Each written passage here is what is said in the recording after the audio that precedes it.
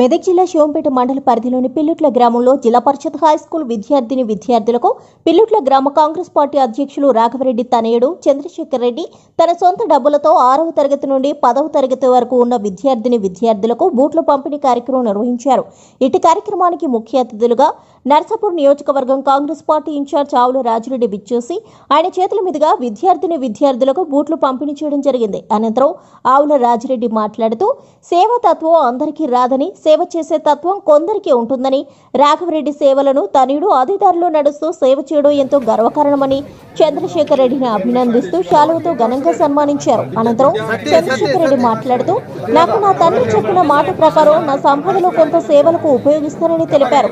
ఈ కార్యక్రమంలో వెల్దుర్తి తాజా మాజీ ఎంపీపీ స్వరూప నరేందర్ రెడ్డి, మండల పార్టీ అధ్యక్షులు సుదర్శన్ గౌడ్, శ్రీనివాస్ గౌడ్, బండారి గంగాధర్, నవీన్ గుప్తా, కొడకంచి శ్రీనివాస్ గౌడ్, ఉపాధ్యాయులు, గ్రామస్తులు, విద్యార్థులు పాల్గొన్నారు.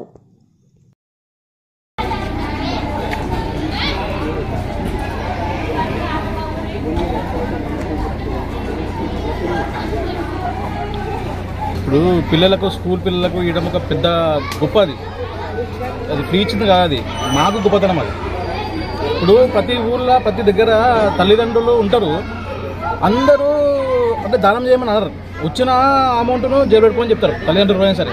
అదేమో బాబు ఏమంటారంటే అదే వచ్చిన దానికి 10 రూపాయలు పంచిపెట్టరా అని చెప్పంటారు. అంతా ఆయన ప్రతిఫలమైన, అంతా నాకు సంబంధించి ఏమి అంతా ఆయనదే.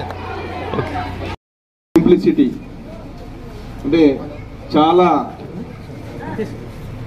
అందరితో కలిసిమెలిసి అందరూ ఒక్కరిగా ఎప్పుడు నిరంతరం ఏదో ఒక కార్యక్రమం చేపడుతూ ఆ కార్యక్రమాన్ని చేసే వరకు మాలాంటి నాయకులతోని మరి ప్రజలతో ఎప్పటికీ మమేకమై ఉండి ఎప్పుడు ప్రజల్లో సేవ చేసుకుంటూ ఎలాంటి పదవులు ఆశించకుండా కేవలం సేవే పరమావధిగా బతుకుతున్నటువంటి వ్యక్తి తండ్రి సమానులు రాఘవన్న గారికి.